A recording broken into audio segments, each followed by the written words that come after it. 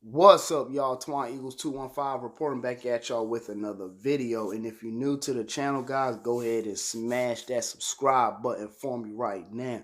You right there looking at me, go ahead and do that for me. I would greatly appreciate it. Also, guys, smash that thumbs up button, guys. It's down there. It takes one tap, just like the subscribe button. Tap, tap, two taps, and that's all I ask. And I greatly appreciate that, guys. Now, first of all, congratulations to the Seahawks. This is my post game. Leave your comments down below and all that stuff. First of all, congratulations to the Seahawks. They did win today. And we have to take our hats off to ourselves, guys. We went in there with hardly nothing.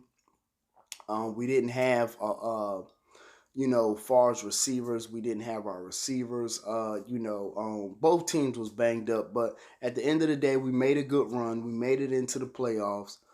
Carson did, make it to the playoffs, even though he didn't complete the game. It wasn't under his power. I mean, he got slapped in the back of the head, on a play that actually should have been called, and it wasn't. You know what I mean? He should have got that penalty called on Jadeveon Clowney, and it's like they missed a lot of calls. They held Zach Ertz on the play. Greg Ward got hit way out of bounds above the little white hash bar. He was getting hit still pushed out, no flag. It just was a lot going on there, and it was like the refs wasn't calling but so much on the Eagles side. Not saying that's an excuse, because you can't put the game in the refs' hands. You have to take control of it. But when Carson Wentz went down, you can tell things were a little different. We showed flashes and sparks, but we could not get it in the end zone, guys. We made it down there, I think, once or twice, but we could not punch it in. And with us not punching it in, kicking field goals is not going to win you playoff games. That's the nature of the beast of the playoffs. It will not win you playoff games. I mean, you can hang around maybe and linger, but the defensive line did their thing. You have to tip your hat again to that boy Fletcher Cox. Fletcher Cox just was in the backfield darn near every defensive play. You know what I mean? You have to tip your hat to him. Brandon Graham came back, toughed it out. Zach Ertz was another warrior, but it was some plays where we know Zach Ertz was open, and we know that Carson Wentz would have threw him the ball. I think I seen like one or two plays, but McCown looking at him, I guess he don't realize what kind of guy Zach Ertz is. He didn't throw him the ball a few times. He missed him a few times.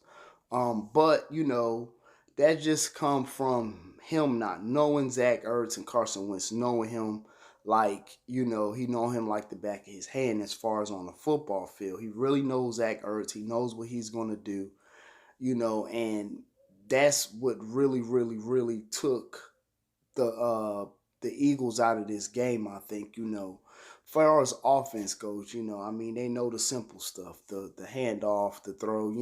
McCown's been in here for 40 years, guys, and you can only expect so much from him. Don't get me wrong, he's a veteran quarterback that's been around a long time.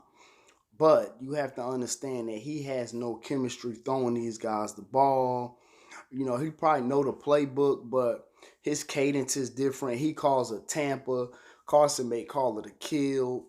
It's different cadences when it comes to these quarterbacks. Some of that threw things off, especially like I said when Carson went down. You know what I mean? I personally believe Carson was going to get rolling about third or fourth quarter, but we didn't have that chance to see that because the hit that Clowney made. You know what I mean? But like I said, it's a lot of things that happened in this game. Some of the play calling was a little bit sketchy towards the end to me. Some of I knew that McCown was going to get sacked that last play, man. I was like, they going to send everybody, and McCown is just going to hold the ball. He's another one that kind of holds the ball. He throws it away sometimes, but like I just had a feeling he was going to hold on to this one.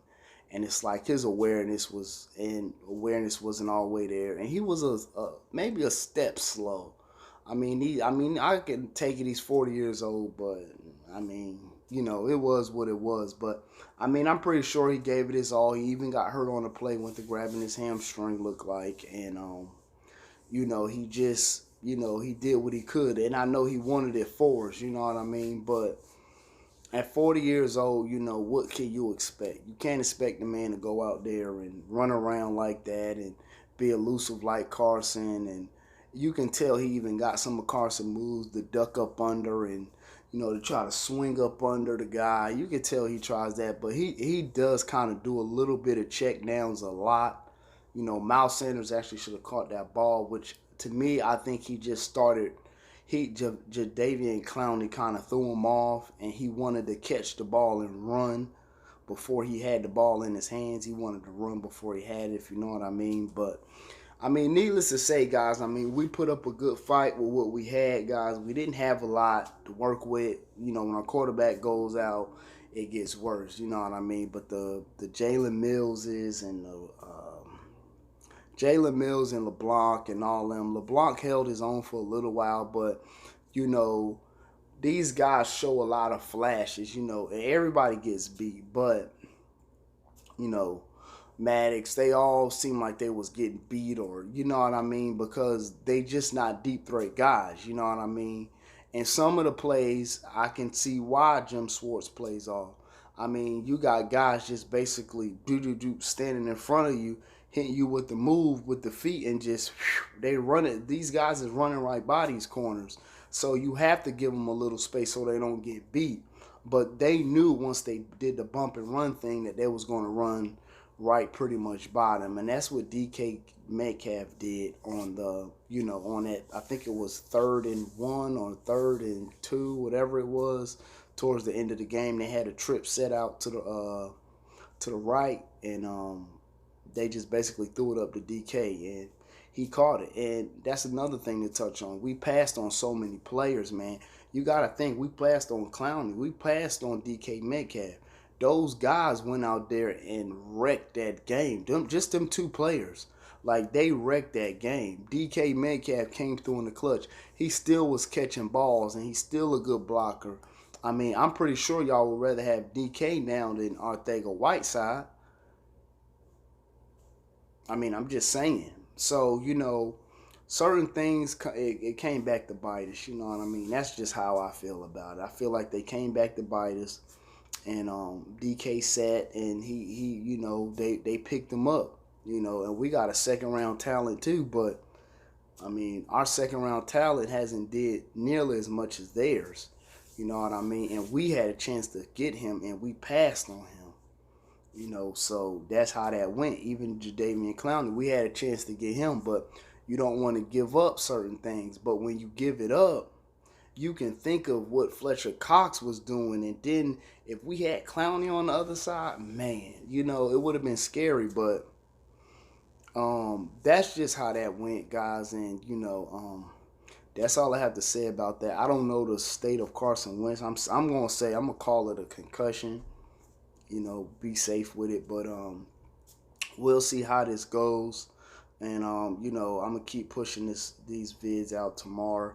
I'll give you my Monday rundown after. It's not a victory Monday, but, you know, I'm still going to give you my rundown. I'll be able to collect more thoughts. But that's all I have to say about that, guys. And it's always fly, Eagles fly.